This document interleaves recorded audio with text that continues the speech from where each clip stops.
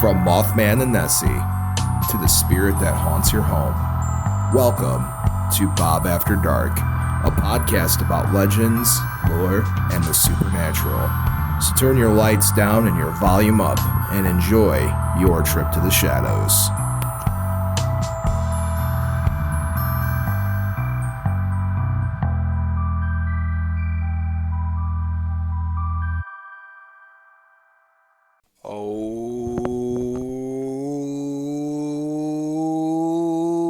Hey there, children of night, and welcome to Bob After Dark, the show that takes you into the shadows and goes and says hello, everything that goes bumping at night.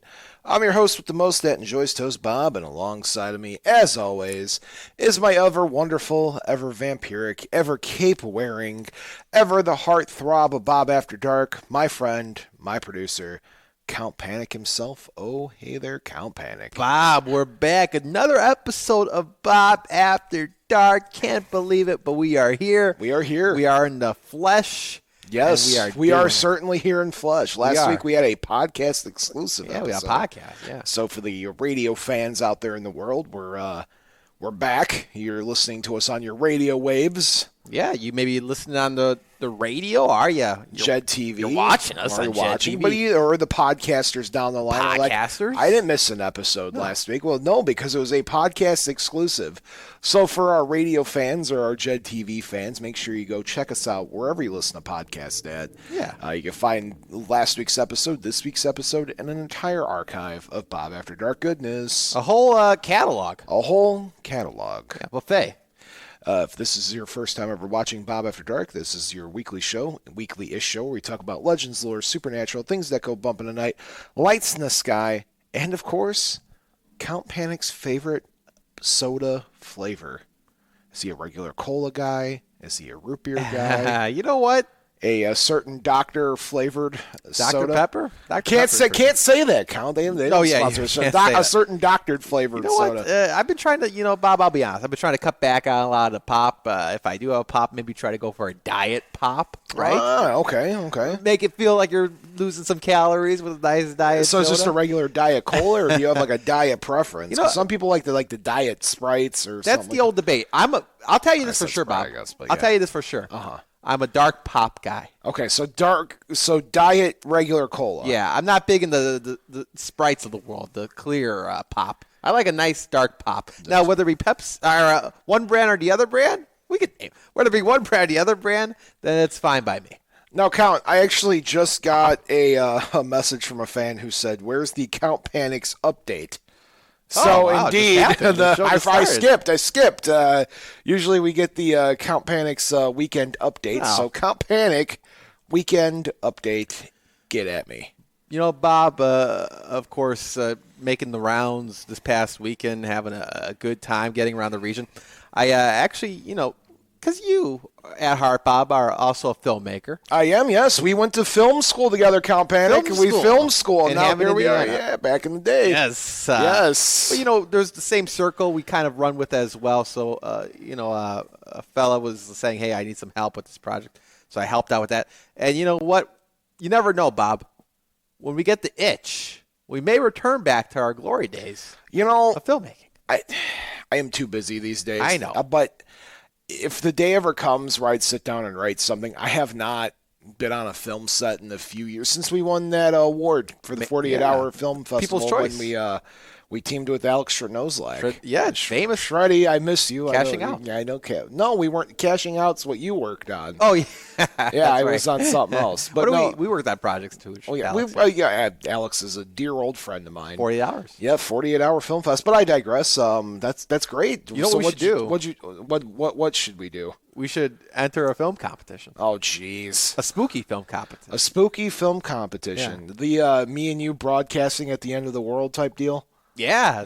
If somebody could write it, I just don't have time to put together an entire production. Like, if somebody wants to sit down and write that short out, then I will be happy to act in it. I am not editing it. I'm too busy. That's the hard part, right? I edit every week the audio for the podcast, right? Yeah. Video is a whole nother monster. You got color correction, gamma correction, this, that, and another. Audio, just make sure those levels are nice and spiked where they're supposed to be. Give me audio editing any day of the week. Oh, we're spiking tonight. We're spiking the night. How's your weekend? You know, I was actually, funny enough, I was in werewolf country this weekend. Really? I was. Elkhorn, Wisconsin, the site of the Beast of Bray Road story. Oh, yeah, that's right. Yeah, I went up there for the Elkhorn outdoor flea market and antique thing. Nice. Yeah, you know, one of my hobbies outside of being in the studio and putting as much work in the show as we do every week, one of my small hobbies I have outside of here, I hit a lot of antique stores. You do? I do. I hit a lot of antique stores and flea markets, stuff like that, because, you know, I have other hobbies to fuel, and sometimes finding stuff at these, you know, antique stores, stuff like that's the best option for us. Yeah. So I do that, and one of the particular ones, me and Queen of the Night are a big fan of the Elkhorn one, obviously next to Bray Road. It's only like an hour-ish out from here, so it's easy drive, easy trip, and figured I'd go check it out, and I was not disappointed. I walked away with an old vintage video game console, and I'm as happy as could be about that. You gotta be careful sometimes, Bob, because those items can be haunted that you're picking. They certainly can be, and maybe there'll be an episode someday where we talk about haunted items that people bought at flea markets or garage sales or something. So that was my weekend. Did that, and been playing catch up on Sandman. If anybody out there is a Neil Gaiman fan, read the book. Oh, you know, the book. comic. The comic. I read it when I was in college. Earlier than that. Great wrestler as well. Not the same Sandman. Oh, okay. I highly recommend it. Netflix show holds up really well to the comic. Chef's kiss. Really, that's good. Yes. Yeah. All right. So if this is your first time, I kind of did the spiel already, but first time ever watching or listening to Bob After Dark, we split the show up into two parts when we talk about legends, lore, and supernatural.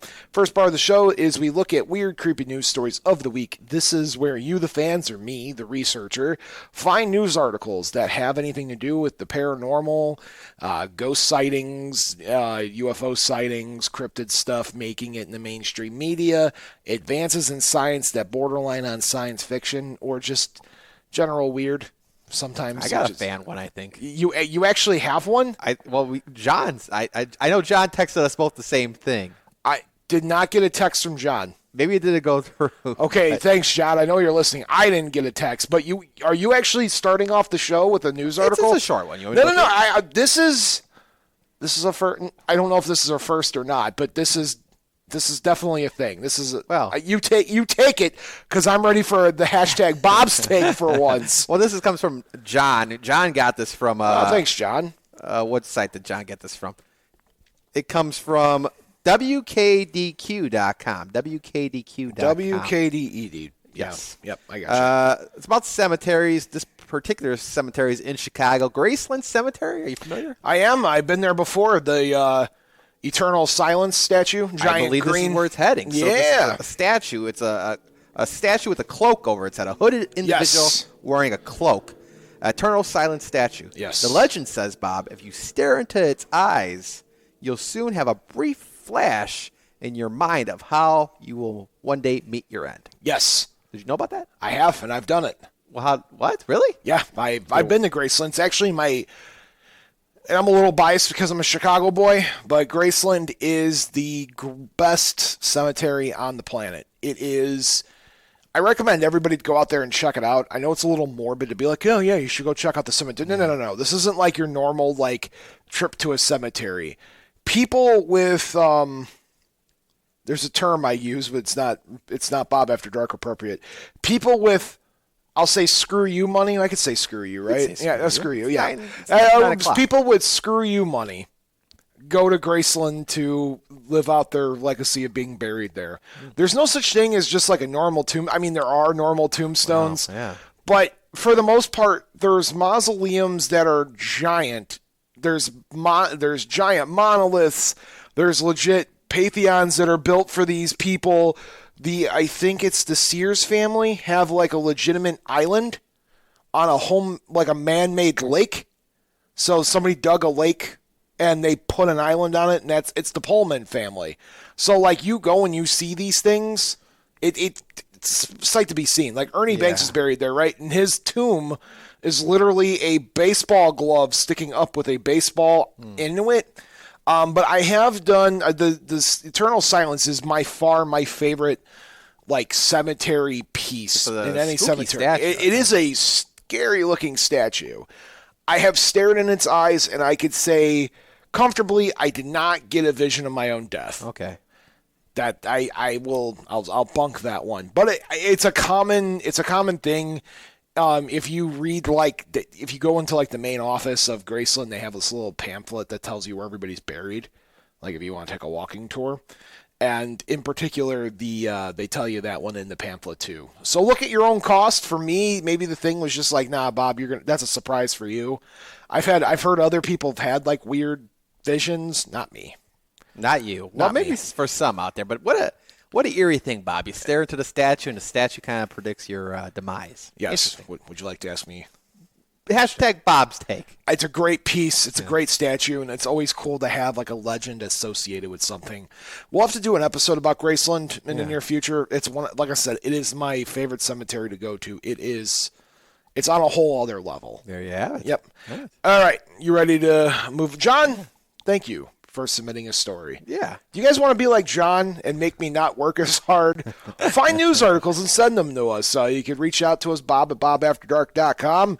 Slide into these DMs on all social medias at Bob After Dark, and you too can make my life easier for this show. Yeah, come on. All right, you ready to move on then? Yeah, let's hear it. All right, so our first news story, or I guess our second news story, comes to us from the New York Post. And before we continue, I want to preface by saying I am not a sports ball person. I don't know if you guys could guess that by the tone of my voice. I am not a sports ball person. However, I'm going to be reporting on a sports-related thing here. The Rays, it is a baseball team, I'm assuming. Am I correct on that, Count Panic? The Rays? The Rays. The Rays. I believe you're right about that. Okay, you're a sports ball person. I don't know. I think the Railcats, Bob. The Gary Railcats. I wonder if their stadium's haunted. You never know. We can find that out and do an investigation there. Anyway, so the Rays have a player named Yandy Diaz. The title of the article is Yandy Diaz worried about ghosts in alleged haunted hotel. This article is written by Matthew Neschis, Neschis. We'll read the article. Several Rays players aren't exactly enjoying their stay at the historical Pfister Hotel in downtown Milwaukee. The landmark hotel, which was built in 1893, has garnered a reputation for seemingly being haunted by paranormal spirits. And while many Tampa players don't mind crashing at the eccentric location during their two-game series against the Brewers, others are quite scared. Yandy Diaz, the 6'2", 215-pound third baseman, headlines the list of the most afraid of ghosts possibly lurking in the shadows. His teammates did little to ease his concerns, taping a cartoon ghost to the front of Diaz's locker ahead of Sunday's game in Detroit alongside the Spanish word for watch out, which I'm not even going to try to butcher. Diaz flirted with the idea of staying in his own hotel following Tuesday's contest in Milwaukee, but was promised a room in the newest tower of vintage. The Pfister was guaranteed to be ghost-free. All I want is to not have any ghosts in my room, Diaz said to the team's manager at the Tampa Bay Times. Diaz isn't the only player who considers the hotel to be haunted. Outfielder Roman Quinn claimed to hear of multiple stories of paranormal encounters from the former Phillies teammates, including outlines of non-existent beings on beds, disappearing figures in halls, and clothes mysteriously moving around rooms. G-Man Choi is no stranger dealing with ghosts either, as his biography in the Rays media guide proudly states that he is terrified of beings and believes to have had many encounters with them, including hugs and whispers. If I see a ghost, I'll say hi to him, Choi joked last week during the interview. And pitcher Ryan Yarbo, for one, is not willing to buy these haunted rumors. I think Ryan falls on the team's skeptic line. I'm not too concerned, Yarbo said. I'm not saying I don't believe in any of that. I just feel like you don't need to overly concern yourself with it. Maybe bad things won't happen. But no, I think it's fine. I think certain guys are intrigued and some guys want nothing to do with it. So I'm just even-keeled about it. But Yandy is the guy. Good for that teammate. That's the stand-up teammate. Yeah. And that being said, the 30-year-old lefty wasn't able to roll out some antics by his teammates.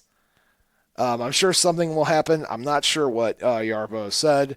We've got some funny guys on our team. So hashtag Panic's Take. Well, if truth or not, there's a lot of stuff that's paranormal that goes into the world of baseball. You could probably do paranormal baseball stories for an episode as well there, Bob. But, Baseball. Yeah. You know what the... we did remember we did the haunted car episode with James. Yeah. And I didn't know anything about cars. I probably know less about baseball than I do cars. Well, you get a baseball expert in here, but then you have to teach them the ghost stories of it. Well, how about Steve? Steve's a big baseball fan. Yeah, we'll get Steve on. Nothing bigger, though, than the curse of the Chicago Cubs. We'll talk. Maybe we'll curse. We should look at that as an episode someday. Mark that down. We'll get Steve back in the studio. We'll do a Chicago Cubs curse during the World Series. With the guy who reached for the ball, right? Steve Bartman. We'll bring him on. We'll bring him on. Can we get Steve? You know what? Steve Bartman hasn't done an interview, I think, ever. We could be the one. It's been a long enough time. People forgive the guy. They won a championship. Come on. But nothing like a good story close to Chicago's heart, too. We are big in Milwaukee, by the way. We are big in Wisconsin. It's a state that welcomes Bob After Dark willingly. We do. We're open arms, Wisconsin. With open arms in Wisconsin. Yes. So that's it's an interesting hotel. And yeah. Gotta visit. All right. Ready to move on then? Sure. Okay. So this next story is from Kiss FM, which is another radio station, not in our umbrella, but it used to be something. I don't think this is Kiss. I'm sorry, KIIS. I thought it was, my brain just thought it was Kiss FM, Kice FM, whatever. This story's actually making its rounds since I've researched it. It's popped up on different places. I will share the image on the Children of the Night Facebook page for you all to see and look at and judge for yourself. But its title is Eerie Ghost Girl Photobombs Boy. This is written by Dave Basner. An innocent picture of a little boy inside a stack of tires at a playground has become so traumatizing for the 12-year-old in the photo that he had to spend the night in his mom's room. That's because if you look closely in the tires, there's this kid taking a selfie, there's a kid inside the tires, and then there's this really faint face behind the kid in the tires. Some people believe that there's a ghost of a girl behind him. It happened when a 12-year-old Christian Ashmore was looking through some photos soon after they were taken. He saw the one of the tires and noticed what he thought to be a spider web by his head, but as he looked closer, he saw it was actually the face of a young girl. He showed it to his mom, Aisha, who was certain that Kristen and his 14-year-old brother, Gabriel, also in the picture, edited it. But when they swore they didn't, Aisha played around with the pic herself to be sure and realized that the photo hadn't been altered at all. She explained to the radio station here, I do believe in ghosts, but I was a little skeptical, and I was like, well, there's got to be a reason for this. So I asked them if they added the face on Photoshop, and they were both adamant they hadn't. I tried to see if I could edit a face in myself, but I couldn't do it. They were shocked. They were so shocked and scared. I knew they haven't messed around with anything in the photo. My boys aren't advanced Photoshop editors. I looked at the times when they took the photo, and when they sent it to me, it was literally seconds. There wasn't time for them to edit it. Christian was so scared he had to sleep in his mom's room that night, and but now that the time has kind of passed since the photo came up, the family feels lucky to have such a unique picture, Aisha stated. We're at the point now where we find the picture more exciting than scary. It's a rare catch, I think. It turned into a bit of excitement where we thought, wow, I can't believe we actually captured that. Unable to explain the ghostly face, Aisha shared it to Facebook, as you do, where it's garnered a ton of skeptics out there in the world saying it's fake. And that's the story. I'm actually sending this to you right now, Count, so you can kind of take a peek at it. Sure. I wish Steve was here because Steve's my photo altering person, but I'm curious to see what you think about it. So I'm sending this over to you right now. If right. you get a chance to look real quick while we're doing this. Yeah. It's, for me, and I have experience in both, obviously, like some photography in the background. As we talked about, we were good film students once upon a time ago, so I'm no slouch when it comes to Photoshop skills. Yeah, I think there was another kid. Yeah. I don't think that's a ghostly image. It's too concrete. Yeah, exactly. I think it's a reflection. It's either a reflection or it's what do they call it, where you have two images side by side, the sun kind of blurred it out and made the image shift. Yeah. That's what I'm thinking. But the hashtag panic steak, I'm interested to see what you say. Yeah, Bob, I'm going to kind of show it closely if you're watching here. You could kind of see there's a kid. And of course, if you guys are listening as well, you could see it on the Children of the Night Facebook page. I'm putting it up right now as we speak, as Count gives his opinion on the photo. So if you're looking at that, or you saw it on the whole Jed TV here, Bob, that is very concrete, and I don't think that really it looks doctored to me. I think it's Photoshop. You think it's Photoshop? I think it's Photoshop. What are the kids gaining by adding the image? Kid, the kid would be just like kind of hiding out there. I know it's not like makeup. What's the best way you could? The tires are like straight up, right? Yeah. It's like a little pillar. I'm gonna say it's Photoshop. I think it's a play of light. Really, that's a pretty good play of light, though. I think that's what it is. I think it's an after image. That's the word I was looking for. I think it's an after image. Right. I don't know. It's one of the and it's. What are you gaining by adding a image like that and just going to Facebook versus like, my local media outlet? I don't know. Fame and fortune. Fame and fortune. I'm going to say it's fake, Bob. Final take. So you think it's a fake? Fake. I'm not going to say straight up fake. I don't believe it's a ghostly image. Oh. I don't know. More than meets the eye. More than meets the eye, I would say. I'd say so too. Count. Yeah. You ready to move on to our last story? Sure. This one's scary. Scarier than the kid in a tire? Oh, yeah. Oh. Because a creepy 1.5 foot sea bugs were discovered in their pure nightmare fuel. You ever see Alien? Yeah. Oh, these things look straight like face huggers. All right. So the story comes to us from BGR, written by Joshua Hawkins. A group of scientists recently trapped a massive isopod in the deep sea off the coast of Mexico. These isopods became famous during observations in 2019 as a video of them eating an alligator went viral. Now researchers are studying the giant sea bug more in depth. Of course, these giant sea bugs are actually bugs at all. Instead, they're giant isopods known as, and I'm going to butcher this, but I'm going to give it a shot, Bathnoius euconesis. Like other isotopes, these are considered insects, though they don't fit into any category. And as the researchers are digging more into this, they realize that this thing is more scavenger than it is, it wants to pick up things that are left over or something that's harmed. It's not going after them directly. They are very fond of tropical water, so I don't have to deal with them here in the freshwater, lovely place of Lake Michigan. Yeah. And it's saying that it took 51 days for these things to devour an already dead alligator.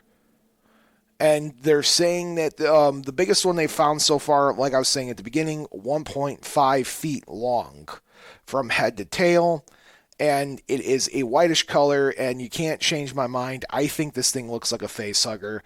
Once again, sending over the link to you so you can kind of take a peek at it yourself and tell me what you think. But absolutely horrifying, man. I would say outside of dolls and the concept of AI, things that live in deep sea absolutely horrify me. I sent you it over. You can just see. Yeah, what do you think of that? Well, that is terrifying. That thing is 1.5 feet long. Yeah, that's I mean, keep in mind, it's not coming straight after me.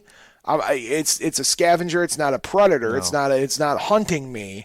But I'd rather, this thing not come after me. Well, that's the thing. You talk about bodies of water here as far as whether it be ocean or even here close by us, Lake Michigan. You go out there at night, you just stare at it. It looks, you never know what's lingering in those waters, especially though in ocean. You got sharks and things like this, nightmare fuel. Terrifying, Bob. Terrifying. This just tells you, stay out of the water. So, Kid in the Tire or the 1.5 foot sea bug. What's the more scarier thing? Oh, the sea bug. That's real.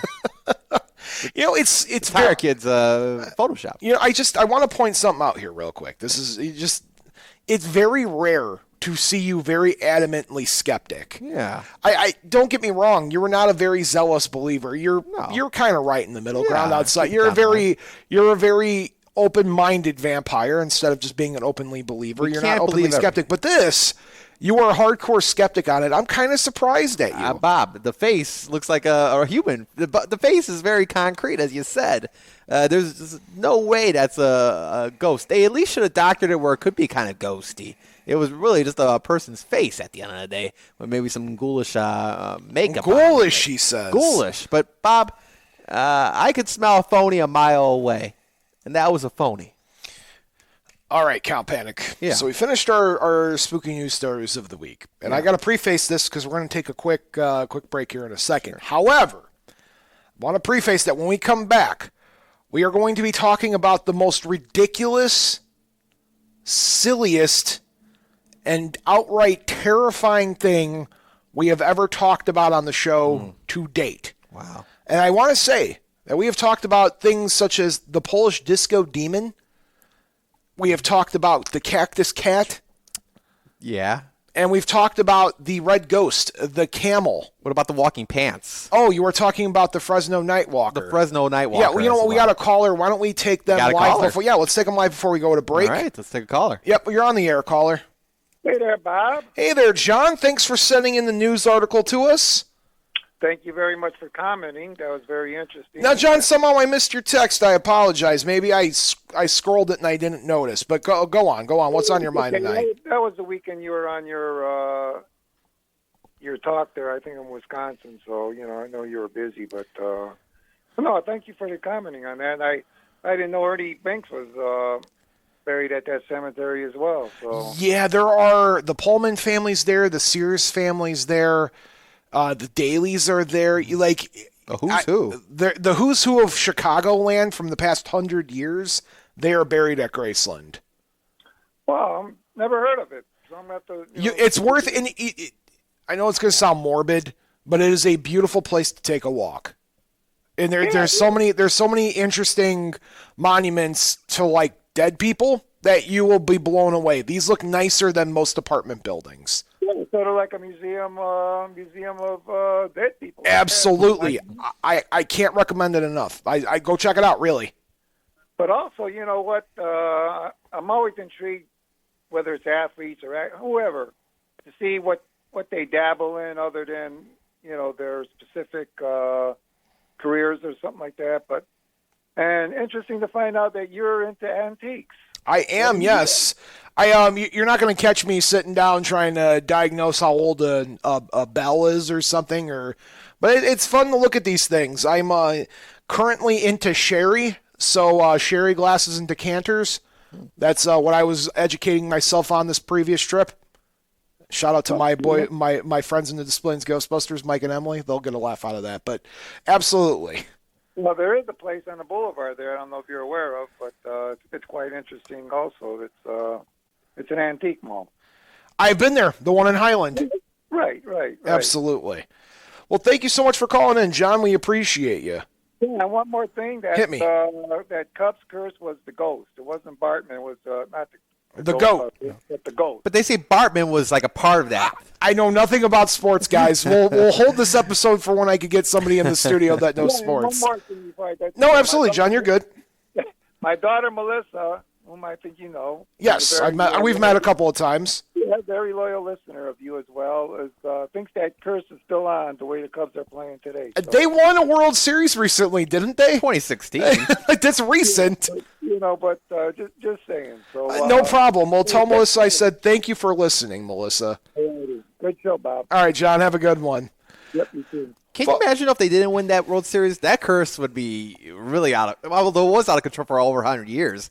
But if they just blew it in 2016, oh my goodness. Imagine that. So if you want to be like John and call into the show, Our phone number is 219-845-11. If Steve Bartman calls, I'll listen to what you got to say. 219-845-1100. You can call in anytime if you got a question about the show, weird ghostly encounter, or anything of the sorts. So, as I was saying before we take this break, this is the most ridiculous thing we've ever talked about. Okay. Hands down. All right. And I got to give a quick dedication to two people. One, this show was directly inspired by the Queen of the Night buying blow molds. Okay. I won't say of what because it'll spoil it, but I've been indoctrinated into blow mold collecting. All right. And the other one is a mad scientist by the name of Dr. Bob Z. Not me, but Dr. Bob Z. That's all I'm going to say. He's a mad scientist. All right, so let's take a quick break for our radio and Jed TV fans. We'll be right back.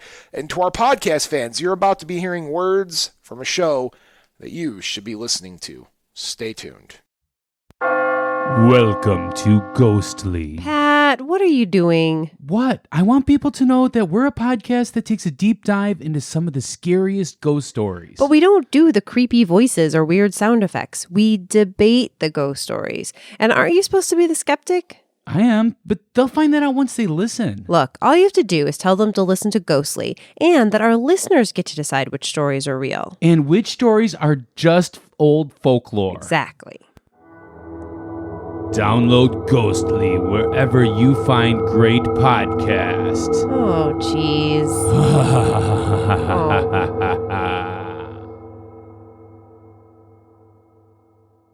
And we're back. Wow. Hey, Count Panic. Hey. What did you do Bob, during I break? searched far and wide. Far and wide, he says. For all the tires out there to search for ghost. Ghostly tires, Ghostly he says. kids hiding in ghostly tires. Did you find any ghost tires? Bob, they're all photoshopped. Did you find a ghost in a tire? No ghost. Instead of ghost in the show, ghost in the tire. No, yeah, ghost. No ghost in the tire. No ghost. Would you like to know what I did during break? What'd you do? I went to a baseball game to go educate myself on how baseball works. Really? I learned what a run batted in means. There you go. An RBI means run batted in. Don't ask me what it means. No. I just know that an RBI means runs batted in. Bob, you could pass a baseball test right now. I could tell you something. You gotta go to Railcats. A Railcats, you can go. I don't know what they do at Sox baseball. Park. Sox Park, I know you. There's MGD's the big beer there. Dad was a season ticket holder for the Sox many years. But I digress. Yeah. I digress. MGD. Or you can go up to the Brewers games and they have brats and Miller Lite, according to the Queen of the Night. And the brats will run around. Apparently, I don't know. I've There's never races. They run around in a race. That's interesting. Yeah. I appreciate you telling me that. It's a famous Okay, thing. let's move on. Okay. All right, Count Panic. Yeah. I got to preface this story for three reasons. Preface our lore of the week on 3 reasons, okay? The first reason the first, as I was saying, the Queen of the Night has indoctrinated me into learning how to buy vintage Halloween blow molds Okay. of a specific thing. Yeah. Okay, I'm not going to say that because it'll ruin it. The mad scientist, Dr. Bob Z, has created a hyper-intelligent thing of these. Okay, that's all I'm going to say. Okay. And then the third thing, I'm going to lead up to it with the third thing. Have you ever seen Jumanji? And I'm not talking about the new one with The Rock. Not The Rock. Who's in the new Jumanji? The Rock, yeah. Not that one. No. The Robin Williams Jumanji film. Of course. There is a scene in the original Jumanji that I saw as a child that has completely, how do I say this, completely traumatized me as a kid. And as an adult, that has traumatized me through life. What could it be? At one point during the film, the heroes, the kids and the adults, are being attacked by this thing called the man-eating plant. Are you familiar? The man-eating plant. You're familiar, right? Yeah, so of they're course. in the living room, and then the plant's coming down like the chimney. This giant flower that's trying to eat them, right? Are you following me? Yeah, I know. Yeah, I follow you. Okay, so you know what I'm talking about, Yeah. right? For whatever reason, that has stuck in my brain, rent-free, mind you, for the past 25 years, and it's left me absolutely horrified. I bet. Yeah. Something about plants to this day always kind of leave me a little uneasy. And I could tell you right away, I'm not afraid of plants. It's silly. No. But it's like the certain uneasiness around like certain types of plants that will make me uneasy, right? Can you name a couple of certain types of plants? No, it's just sometimes you being around plants will just make me feel like maybe certain plants. No. Like I don't know how to describe it. It's just I imagine this thing, or like corn stalks. You ever hear corn stalks in the wind? It's horrifying. Eerie. But I digress. Okay, you're following me so far. I follow you. What I'm getting at is, what if I was to tell you? Yeah. I have found legitimate lore involving a man, woman, or person eating vegetable. Okay. You're laughing. I'm You're laughing, but the lore exists, Count Bag. I'm telling you, the lore exists. Sounds silly to me. And specifically, we are talking this week about the Devouring Gourd. The Devouring Gourd.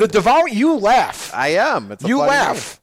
You laugh. But this is a legitimate piece of lore from the Bantu regions, okay? Okay. It's like Southern Africa region. Okay, are you following me? I'm following you. This is a gourd that eats. Eats people. Eats people. Okay, you're with me. I'm with you. And by the way, this thing's massive. It's a giant gourd. Yeah. Okay, let's get to reading the lore, okay? This is called the Devouring Gourd. I'm going to read this from the Cryptid Wiki. In Bantu folklore, gourds and pumpkins have the potential of growing into huge devouring creatures. Such plants are said to grow where evil sorcerers or ogres were slain. According to legend, the Devouring Gourd of Usamabara was discovered by a group of little boys as they were playing. "Look how giant that gourd is getting," said one of the boys. To their surprise, the gourd responded, "If you pluck me, I'll pluck you," it said. The boys ran home and told their mother, who refused to believe them. But their sisters insisted on seeing the large gourd, and when they were taken to it, they said, as their brothers had, "Look how big that gourd is getting."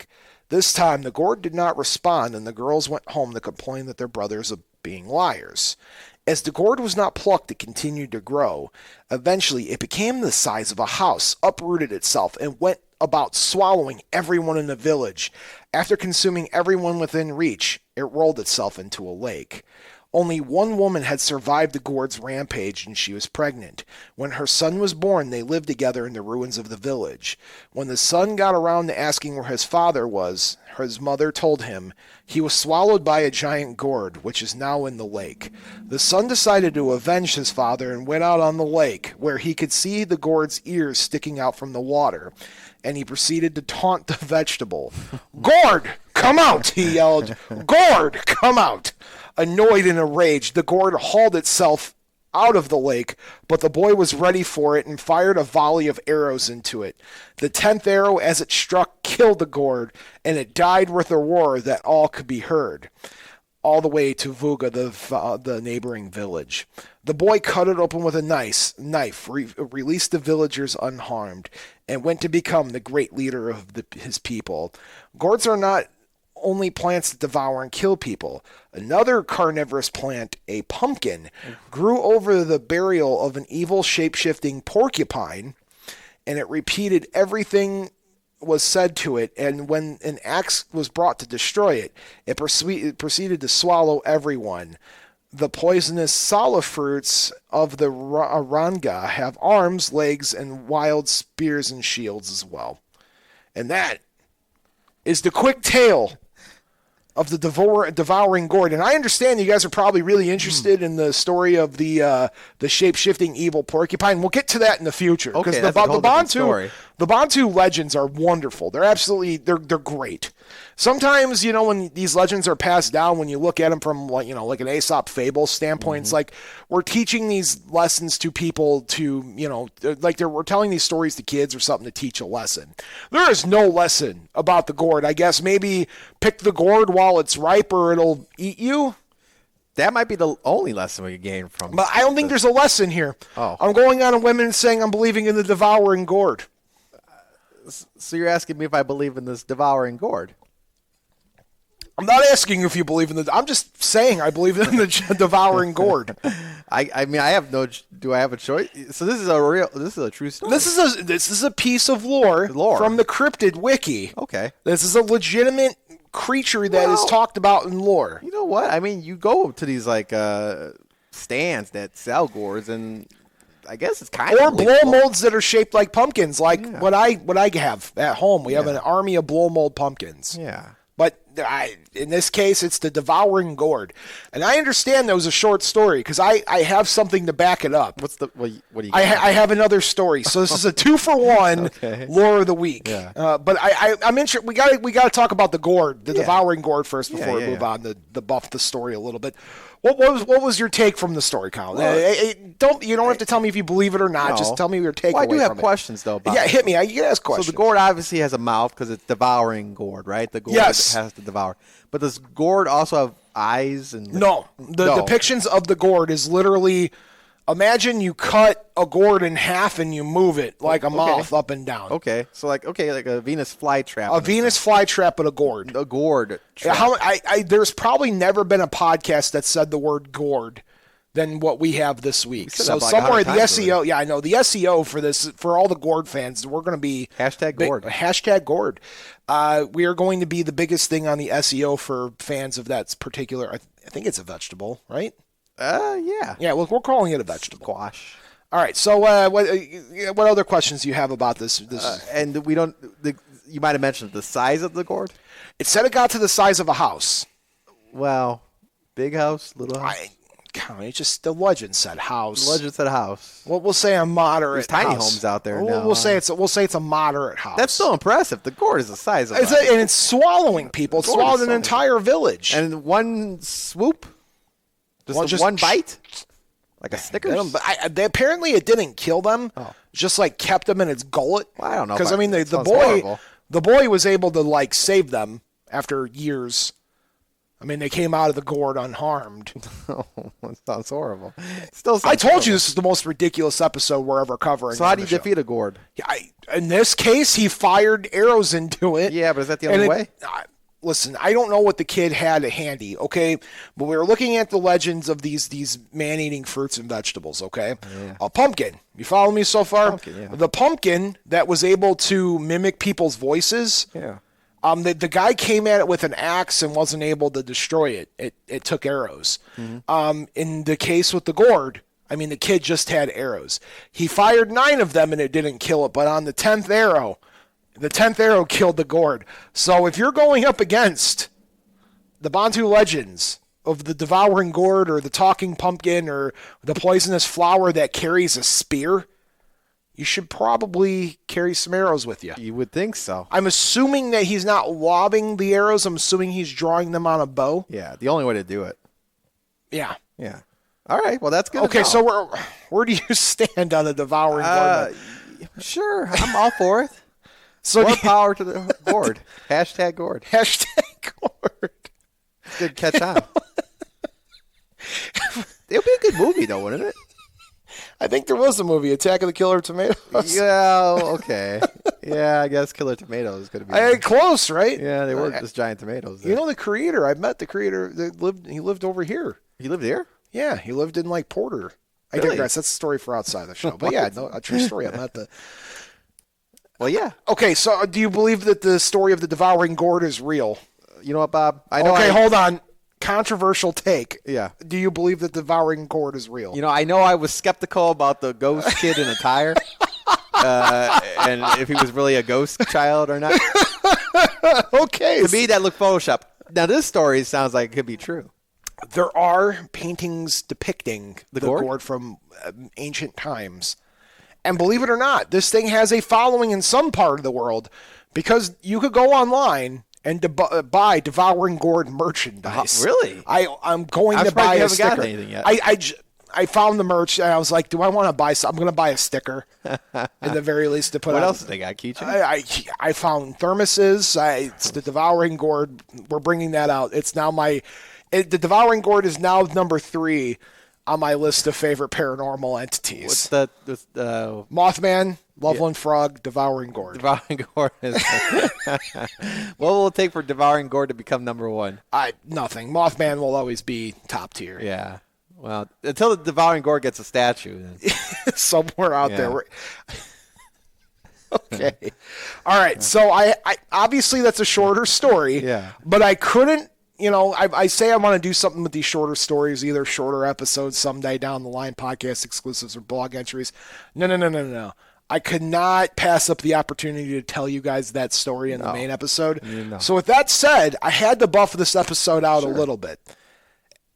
What if I was to tell you that there was a humanoid figure supposedly sighted that is dubbed the Veggie Man? The Veggie Man. The Veggie Man. I would say, what's this Veggie Man all Are you about? ready to hear the story I want to hear the of story. the Veggie Man? Okay, we're going to read this from the Cryptid Make my Wiki. decision Yeah. afterwards.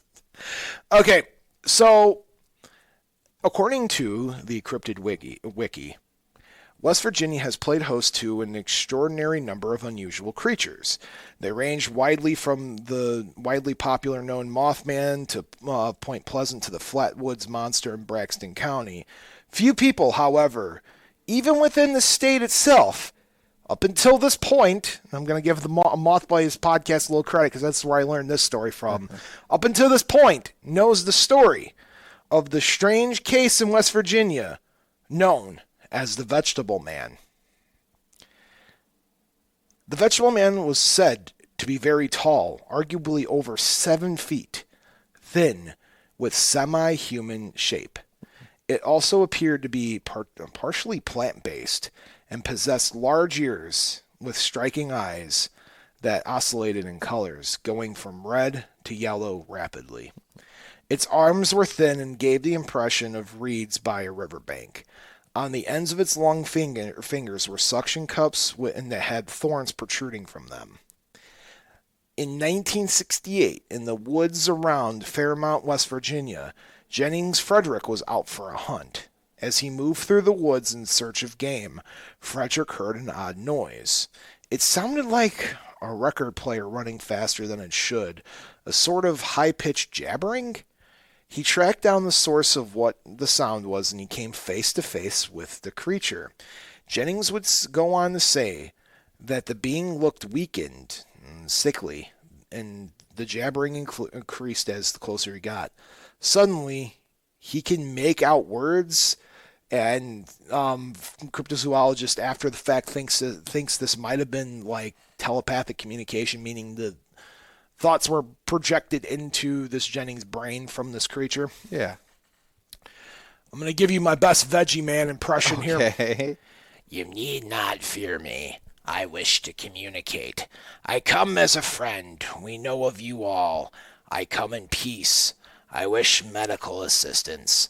I need your help. Pretty good at that. I try. I just study the Veggie Man often. How's the gourd go?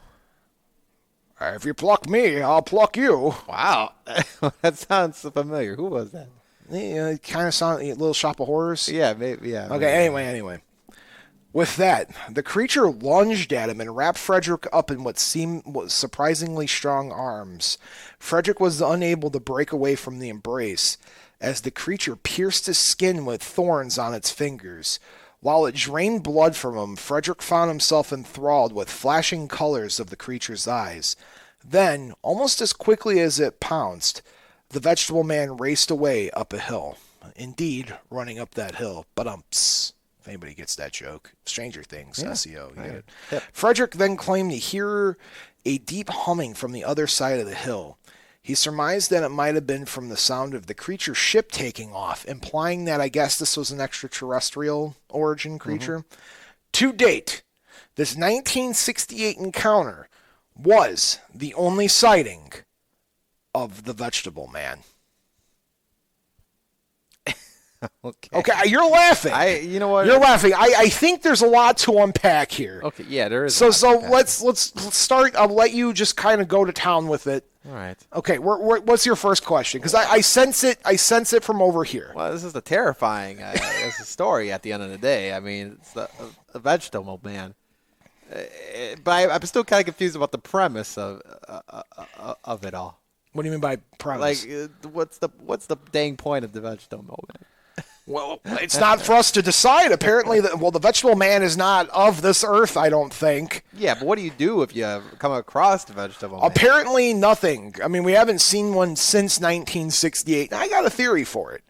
Hopefully, it'll shed some light on this. But I'm not giving a theory first. I need to hear. I need to hear what you think of the vegetable man. Bob, I know you got more to unpack. Yeah, I don't know if And folks, if you're listening and you're interested, call in 219-845-1100. Yeah. Do you believe in the vegetable man? Bob, I feel like I'm less leaning to believe in the vegetable man. I feel like the gourd might have been more believable at this point. But the vegetable man, the vegetable man is actually okay. I see. You would think it'd be the opposite. Do we have a caller? Right?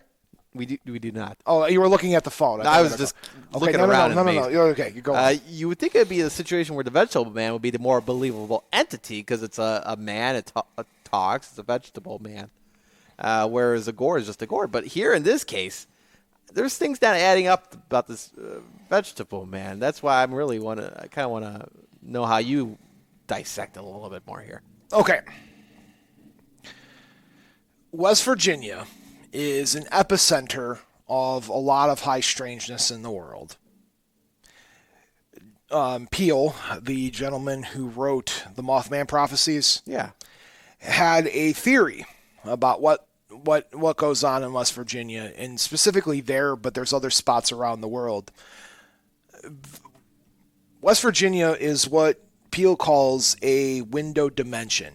You follow me so far? I hear you about that. What a window dimension means is it's a point between our plane of reality, dimension, whatever it is that you want to call it, right? Yeah. We have that on this side of the window. It is the me and you talking about the high strangeness of the world hanging out in radio. Okay.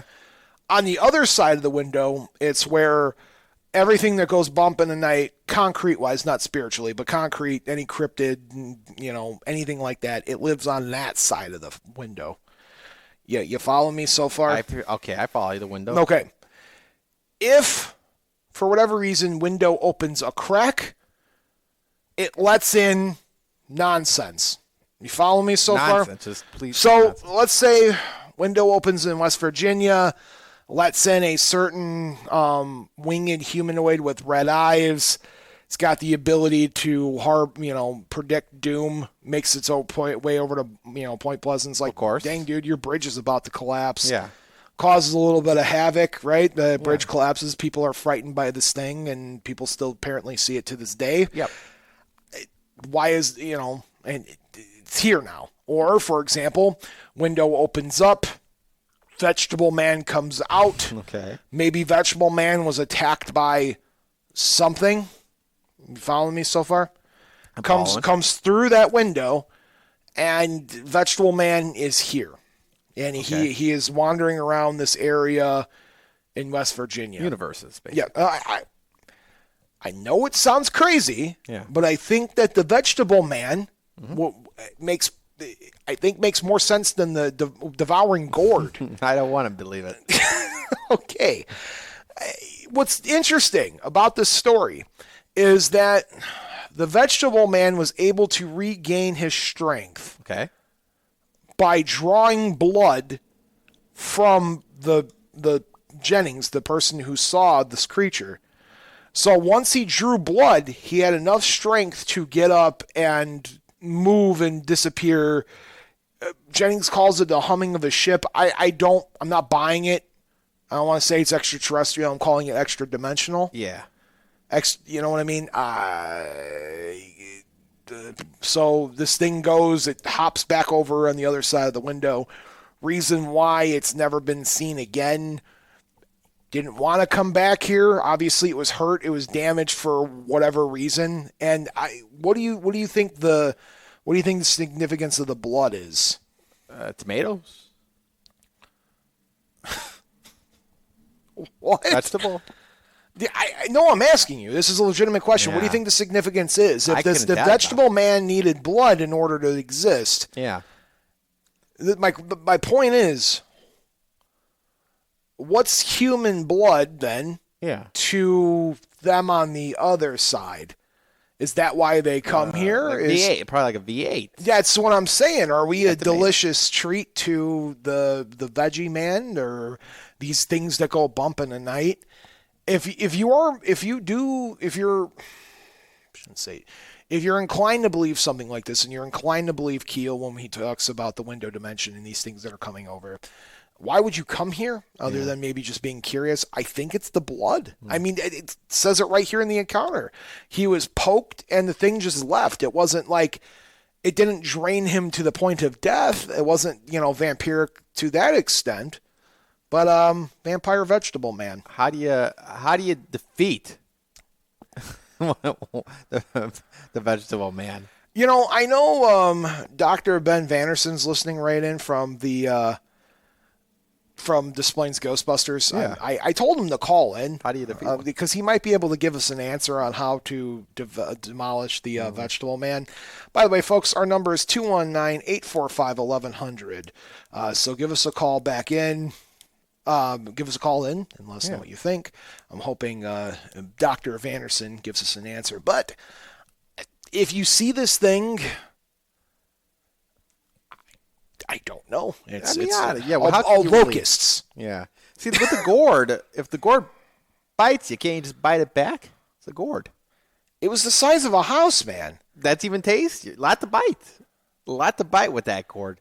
But the veggie man, again, you're kind of defeating a whole different. I should say it's a person. Yeah, it's a veggie man. Whole other person there. So I don't know if you stop it with a vegetable processor. I don't know. For the people that carry their Blender? It's called the ninja blender, right? Yeah. Or the magic bullet. Magic bullet. If you just carry your magic bullet wherever you go, So you defeat it. you might be able to defeat yourself, a vegetable man. That makes sense right there. Well, again, parallel universe, what have you, no matter what you make of it, no matter where you go or what you see in life, to run into one of those vegetable guys, truly terrifying. Gourds, equally terrifying. The devouring gourd. Devouring gourd. No! I could go to the shop. Absolutely. I got to say something real quick there, Count Panic. This was the most ridiculous episode I've ever researched. You know what, Bob? This does beat, I think, the walking pants. The snitch walker. Yeah. And I thought that was... You give him some orange chicken. Listen, when I discovered the devouring gourd, it just all made sense. And I have to say, sometimes it's nice to let loose a little bit. Yeah. Not talk. I mean, these things are terrifying. Don't get me wrong. Yeah. But it's nice to talk about something a little ridiculous once in a while instead of taking ourselves so serious. I hear you, Bob. And if you can't take a gourd devouring people seriously, then what can you take seriously? I think that's something to think about, Bob. Something to think about. Absolutely. Yeah. Folks, thank you so much for watching, listening to another episode of Bob After Dark. On behalf of myself and Count Panic, we just want to wish you guys... Oh, I forgot. You got to give your quip. What's your quip? Bob, my quip is my thought of the day, night. If you walk through a field of gourds this year, watch out, because one of them may devour you. My quip, because I was going to just jump right to the outro without the quip. Quip. This year, on Halloween, make sure you carve a pumpkin and not a gourd. Hey. Folks, thank you so much for watching and listening to another episode of Bob After Dark. My mom, I know she's listening, sweet dreams, and Dad, wherever you are in the universe, I just hope that you're comfortable, happy, and doing whatever it is that makes you comfortable. And to Tiff, no matter where you are in the world, I just want to wish you the sweetest dreams of them all. Good night, everybody, and remember the two most important rules of Bob After Dark are, not all who wander are lost, and as above, so below. Until next time.